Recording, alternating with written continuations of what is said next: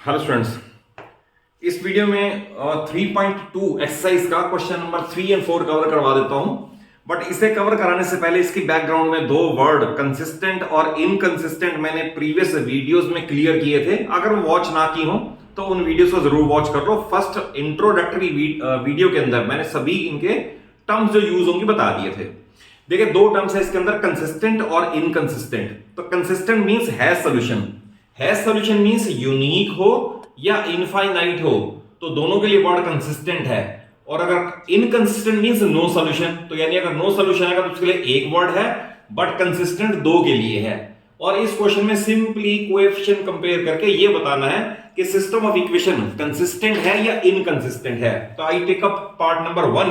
इसमें गिवन है 3x plus 2y, first part 3x plus 2y is equal to 5। और second equation इसके अंदर गिवन है 2x minus 3y, 2x minus 3y is equal to 7। First part है ये। तो बताना है कंसिस्टेंट होगा या इनकंसिस्टेंट होगा। ग्राफ भी ड्रॉ नहीं करना और कोई कैलकुलेशन भी नहीं करनी। तो इट मींस ये a1 b1 ये c1, a2 b2 और c2। तो we find a1 upon a2 which comes out to be 3/2, 3/2। ध्यान रखना x और y कभी नहीं लिखना, सिर्फ coefficient. we find b1 upon b2 which is 2 upon -3, तो that is -2/3। तो because 3/2 is never equal to -2/3, तो इक्वल नहीं है, तो therefore a1 upon a2 not equal to b1 upon b2। पहले तो इसी से डिसाइड करना है कि पहला पेयर इक्वल है या नहीं है। नॉट इक्वल टू है, नॉट इक्वल टू है तो system has unique solution, unique solution. और यूनिक सॉल्यूशन में इसका मीनिंग है it mean system is consistent, consistent. तो ये इसका आंसर आ गया कि इस केस में सिस्टम इज कंसिस्टेंट। क्लियर है। सेकेंड पार्ट, सेकेंड पार्ट में भी ऐसा ही है। 2x minus 3y is equal to 8, 2x minus 3y is equal to 8। और सेकंड है 4x minus 6y is equal to 9, 4x minus 6y is equal to 9। तो इसमें भी बताना है कंसिस्टेंट या inconsistent. Clearly a1 upon a2 compare करोगे तो a1 upon a2 आएगा 2/4, it means 1/2। Then b1 upon b2 compare करोगे तो b1 upon b2 आएगा -3/-6, कैंसिलेशन 1/2। और जब भी फर्स्ट पेयर इक्वल आ जाएगा तो यूनिक सॉल्यूशन तो नहीं हो सकता, उसके लिए इनफाइनाइट है या नो है, तो उसके लिए हमें थर्ड पेयर पे भी जाना पड़ेगा। Now we find c1 upon c2 which is equal to 8/9। तो क्लियर है ये दोनों इक्वल है बट इक्वल नहीं है, because 1/2 is equal to 1/2 but not equal to 8/9। Therefore, a1 upon a2 is equal to b1 upon b2 but not equal to c1 upon c2। तो इसका मतलब इसका नो सॉल्यूशन आएगा, that is system has no solution. और no solution का meaning है graphically parallel lines, therefore system is inconsistent, inconsistent, inconsistent means no solution. Similarly third part इसका, third part में गिवन है आपको करना, उसमें भी यही है। मैं आपको रादर क्वेश्चन नंबर 3 कराऊंगा, क्वेश्चन नंबर 4 आप अपने आप ही प्रैक्टिस कर सकते हो। नेक्स्ट पार्ट है 3/2x,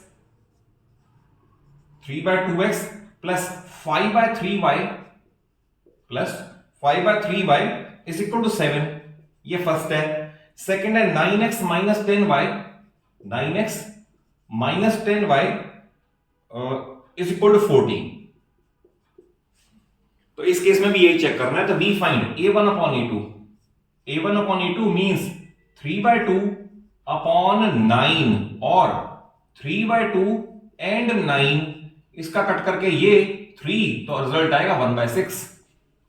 then we find b1 upon b2, that is ये कोएफिशिएंट अपॉन ये कोएफिशिएंट, दैट इज 5/3 upon -10 और 5/3 एंड 10 विद माइनस साइन, तो आ गया -1/6।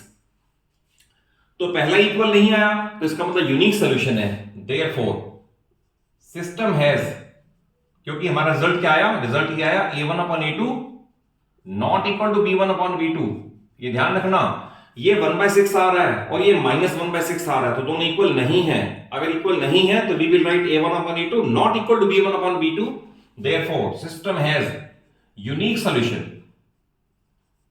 और यूनिक सॉल्यूशन मींस क्योंकि सॉल्यूशन है तो we will write system is consistent.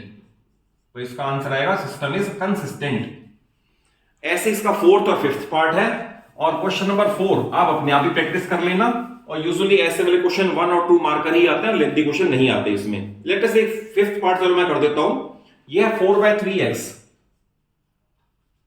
4/3x plus 2y is equal to 8। और सेकंड है 2x plus 3y, 2x plus 3y is equal to 12। फिर इसमें भी बताना है सिस्टम कंसिस्टेंट है या इनकंसिस्टेंट है। तो a1/a2, तो वी विल राइट 4/3 और 2 यहीं आ जाएगा, 4/3 और 2 अपॉन में आएगा a1/a2 में। इससे कैंसिल करके 2, तो इसका आंसर आया 2/3। Then we find b1/b2, it means 2/3। अब फर्स्ट पेयर इक्वल आ गया तो सेकंड पेयर पे जाना ही पड़ेगा, c1/c2 क्या वो इसके इक्वल है या नहीं। Now we find c1/c2 which is 8/12। 4 से कैंसिलेशन करके 2, 4 से कैंसिलेशन करके 3, ये भी आ गया 2/3। तो दैट इज पहला pair 2/3, second pair 2/3, third pair 2/3। तो we will write because a1/a2 equal to b1/b2 equal to c1/c2। तो अगर तीनों इक्वल आ जाते हैं तो system has infinite solution. Therefore system has infinite solution, यानी ग्राफ पे क्या आएंगी, ओवरलैपिंग लाइंस आएंगी। और सॉल्यूशन तो है 1 हो या ज्यादा हो, तो इनफाइनाइट सॉल्यूशन है, तो we will write therefore system is consistent. तो ये हमारा इसका आंसर हो गया कंसिस्टेंट का। तो मैं डेलिबरेटली इसका एक पार्ट भी और क्वेश्चन नंबर 4 भी आपके प्रैक्टिस के लिए छोड़ रहा हूं, क्योंकि आगे और वर्ड प्रॉब्लम भी है और एक हार्डर केस भी आएंगे। बट अभी सिर्फ आपको कॉन्सेप्ट वाइज बता दिया। आप पहले a1/a2 b1/b2 फाइंड करो। अगर नॉट इक्वल टू आए तो आप लिख दो unique solution. Unique solution means graphically intersecting lines. अगर फर्स्ट पेयर इक्वल आ जाए देन थर्ड पेयर यानी c1/c2 पे जाओ। और अगर तीनों इक्वल हो जाएं तो we will write system has infinitely many solutions. इसका मतलब ग्राफ के ऊपर ओवरलैपिंग लाइंस हैं, एक लाइन के ऊपर दूसरी लाइन कोइंसाइड कर जाएगी।